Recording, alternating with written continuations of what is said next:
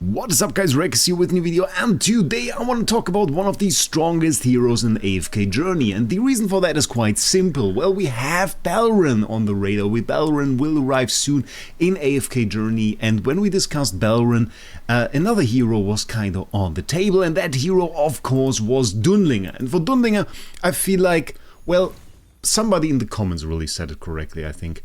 He was just released at the wrong time. And Dunlingr release right now, in contrast to the release back then, would have far more impact. At the current time, Dunlingr would seem like a way better hero, and I feel like because he was released kind of in the past at a moment where he seemed rather weak, where the meta was overall slower, and we'll see in a second that this is rather important for Dunlingr as a whole, how fast the meta currently is, that at that time people just couldn't really appreciate him. And for me personally, the best time to summon heroes always at the release. That is the time when I generally summon them. Later on, I kind of always saving up for the next coming hero. So catching up on Dunlingr is a bit difficult, and thus we always see a very different meta between Pioneer server, for example, where we test the heroes and everybody has Dunlingr, and then the global servers, where the PvP meta not really shifts around Dunlingr because many people just don't own him or have him at a rather low ascension state where he just doesn't have the impact in PvP. Because of course we know Paragon is a thing, and well, having like a Mythic plus Dunlingr might be nice, but not really if you fight Paragon 4 units. So thus, we're today going to take a look at the abilities of Dunlingr. We're going to take a deep dive into what makes him important and why or why not he might be a counter for Baelran. And for this we kind of have to take a look at his core mechanics. His core mechanics are his two orders. You can switch between them with the button on the right side when you set the hero, and you can switch between Curelock and of course Spellbind, which is the way that he kind of does his effects. So he has two effects. This one with the little purplish glow is called Curelock, the other one is called Spellbind. And both of those effects are very important and kind of shift around in the meta. For a more aggressive, more burstish meta, such for example the Wraec meta at that time, I saw many people, especially, and I have to say that Brownie, because he's a big friend of Curelock, I know this, shout out to Brownie Games by the way, if you haven't checked him out, very great YouTuber for AFK Journey, does a lot of PvP stuff, definitely recommend him. He was a big fan of Curelock, I remember at that time, and of course it is a rather interesting effect. And what Curelock does is described here rather well, but people sometimes have a wrong conception of it. So it says unable to recover HP for others, meaning it blocks any hero on the battlefield from healing another unit. For example, if we were to use Ludovic on the battlefield, Ludovic could no longer heal the allies around him, but at the same time it says for others, and that still implies, well, he can still heal himself. So if Ludovic stands on his own flower field, he will still recover HP. So it doesn't block heal in general, just all heal coming from other units. And that is the important thing here. Then we have the second part, and that is Spellbind. Spellbind in general blocks the cast of all ultimates on the battlefield. And for both of those, Spellbind and Curelock, they affect every unit on the battlefield. So this will also affect your own units.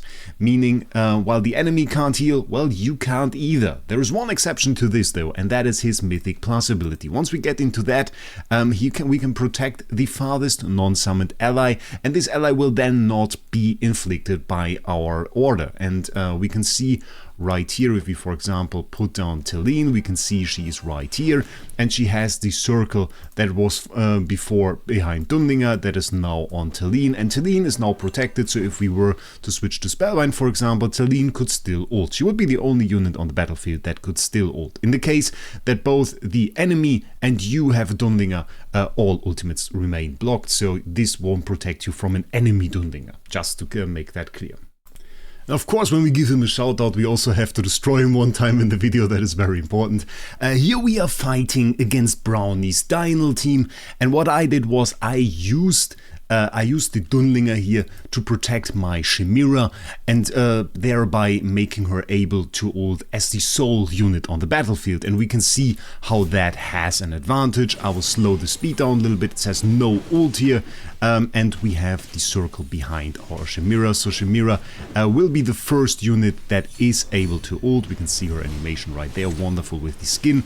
And right now, the circle you can see outside, or we will watch it once again because this is a very short fight actually.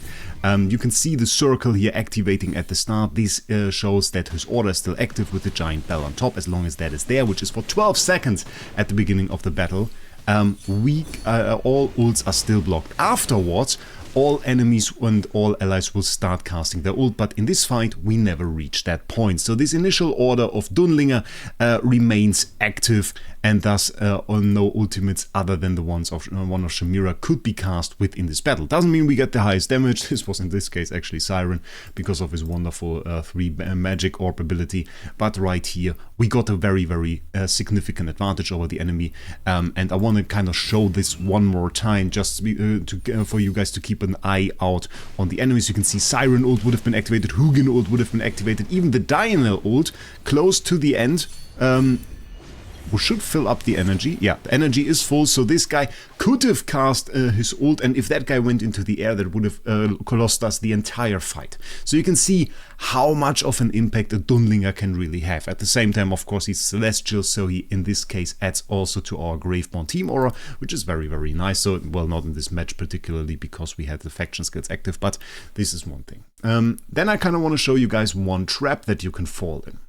And we fell into this trap, well, intentionally granted, in this match against Jameeva. And what Jameeva has on the battlefield is one particular unit that kind of makes it difficult to work with Dunlingr, and that is Lily May. Lily May counters the first ultimate skill that is casted. And of course, if, like in our case where we again use the same team, the Chimera is the only unit that can cast an ultimate skill within her first 12 seconds, that will almost always lead to her being countered by Chimera. Doesn't mean you lose the fight. For some enemy units, well, for some units like Cryonair, for example, if your ult gets countered, that often leads to her next ult being beyond that 12-second line, and then all enemies could also cast, so you kind of lose the advantage of having a Dunlingr.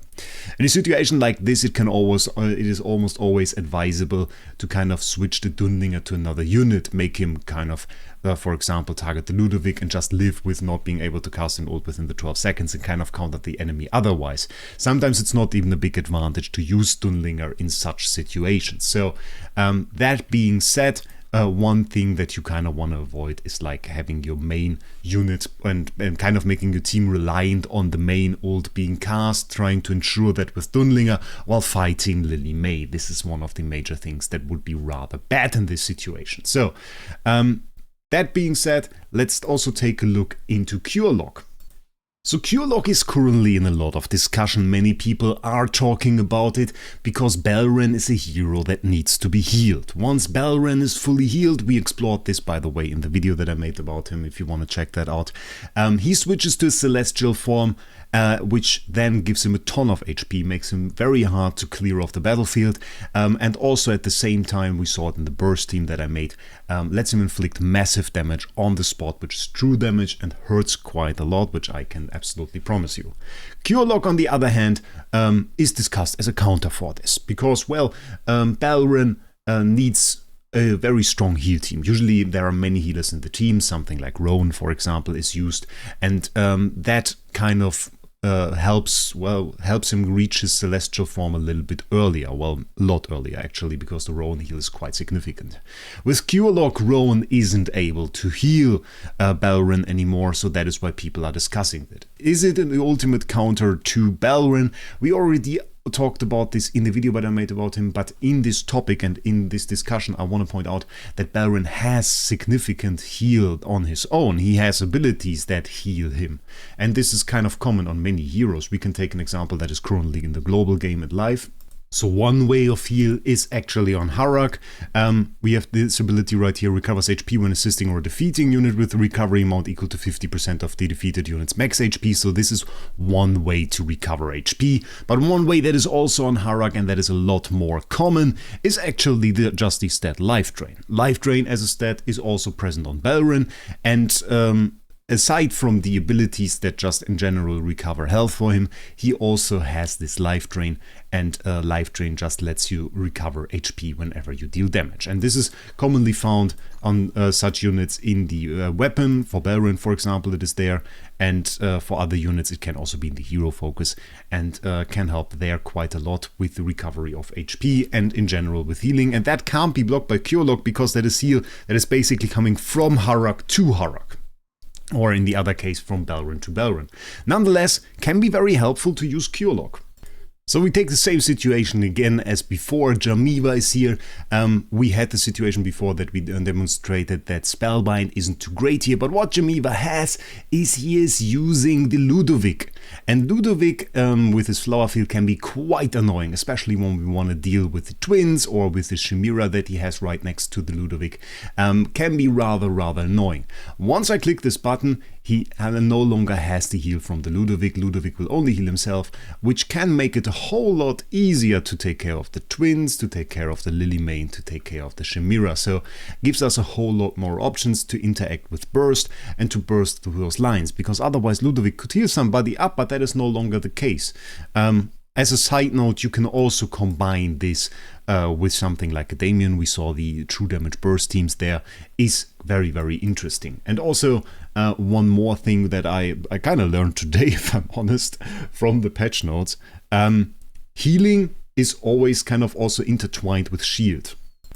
So in general, when we talk about healing, we have this defensive stat, healing, which says every point of healing increases the effectiveness of the shields and healing provided by the unit by 1%. So initially, when I was kind of talking about Dunlingr, I thought, well, that he would block shields. But apparently, while shields are also in there, shields are considered a non-permanent stat buff in this game. Which I didn't think so, but it was in the patch notes today, which I thought was very confusing, but okay, it's a non-permanent stat buff. So, very interesting, just as a side note, shields and heal in the sense of Dunlingr's Curelock are something different. In the sense of a stat itself, shields are a non-permanent stat buff, while heal is heal, so there is a little bit of a difference there. So, back to the topic, let's see how we can punch through this team this time, with the difference right here. We see the Chimera standing there, actually gaining a shield, not being able to recover any HP, and we can see how much damage we can really do before we even reach the ult. So sometimes this really allows you to punch through an enemy team faster and is the better choice over Spellbind. And I wanna kind of show the difference here. So those are the results that we have here with Curelock, and you can see 451k with 0 damage from the twins, 0 damage from the Chimera, 101k there, and 955k heal here from the Ludovic. Let's compare that to the stats that we had in the fight with Spellbind. So same fight, same teams, just the difference Curelock versus Spellbind. Here we have Spellbind, and you can see 4.8 million and 18.2 million. The difference here, absolutely enormous by how much that he really shrunk. He was able to heal himself, but none of the other 4 units. And if you have kind of an AoE healer, a healer that is not really a single target, which most of them really are. I mean, Smokey, for example, has the big circle. He even just in general starts her rain. Ludovic has the little flower field, which makes him fairly concentrated, fairly focused as a healer, by the way, in comparison to others. We can really see the difference over here. That is an absolute massive change. And the time of the fight, just like if we go on the double speed here, that is absolutely massive. Look at that, 4 seconds, 84, 83. And we just have the Ludovic there. So at like 84 seconds, 6 seconds into the fight, our victory was already guaranteed. And while granted we have a huge advantage with the Paragon level in this fight, that is just something I wanted to point out. So if you go for a more bursty team and face healers, twins I would consider healers at that, you can punch through the enemy lines. On top of that, I have also an example of how shields are non-permanent stat buff that are not influenced by that.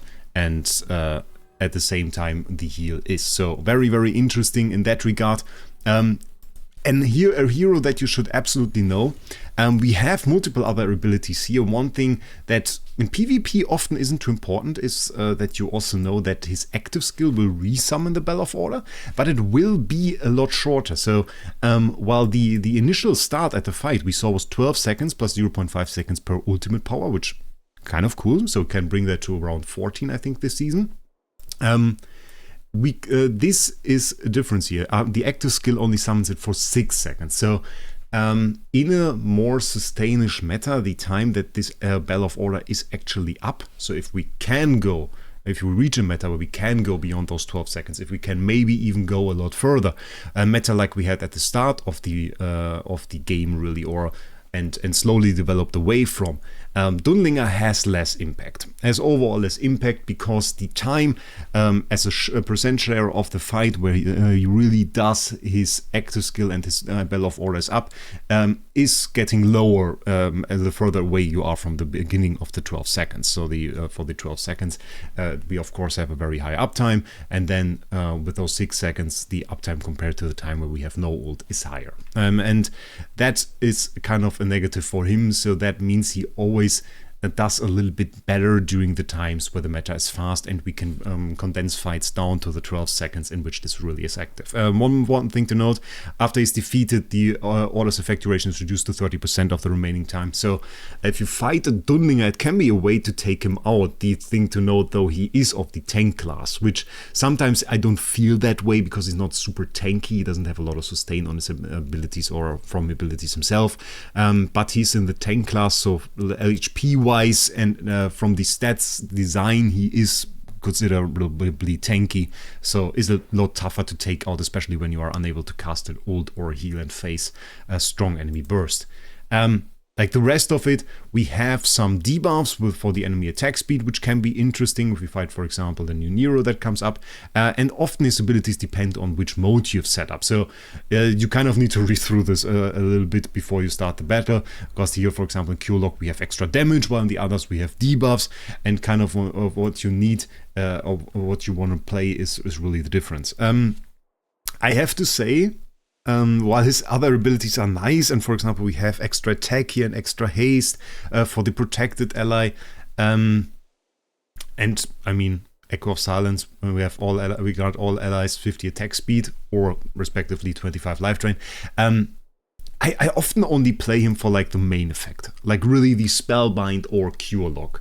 And the rest of it is kind of like, I don't really rely on it. Even though 50 attack speed isn't bad at all, 25 life drain isn't either. It is actually a ton of recovery and plays very well into what the abilities really do. We talked about life drain a second ago being useful during the time of Curelock.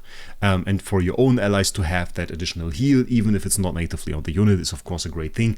But oftentimes you will just say, okay, with Spellbind, I set up a team that relies on the ult of the person that or the hero that I protect, and then I protect like a Cryonaya with it, and kind of just want to cast and guarantee that I cast her ult before the enemy does.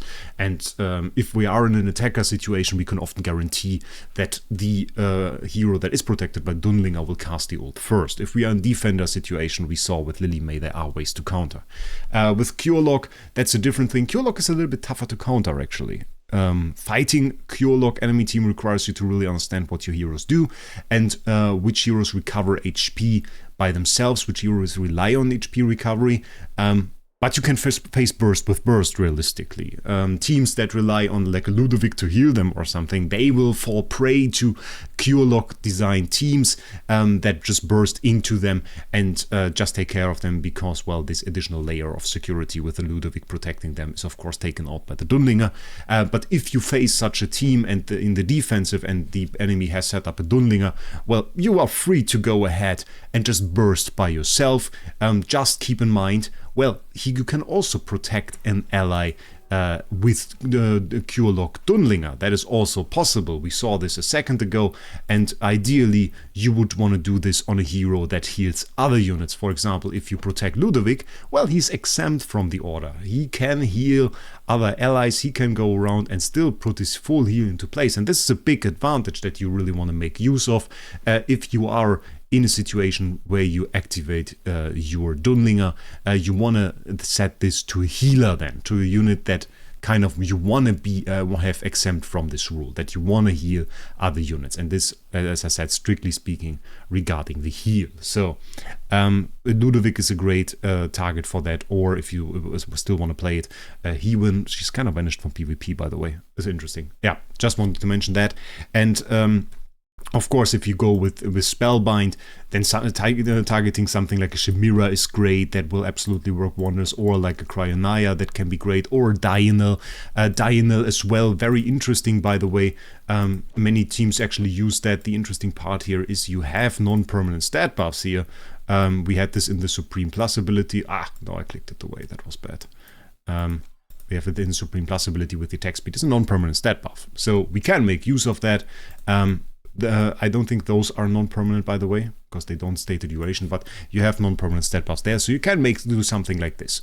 And as long as you don't face a Lily May, you will probably be fine. But yeah, so this was really what I wanted to say about Dunlingr, give you a little bit of a refresher for this very important hero, talk a little bit about the way that he works now that we have Baelran, and I kind of expect people to kind of put him out a little bit more, because if, of course, your healer, for example, your Roan, is protected by Dunlingr with Curelock, and the enemy tries to use Baelran against it, you can heal with Roan, the enemy can't, you will likely win. So that is something to point out at this point.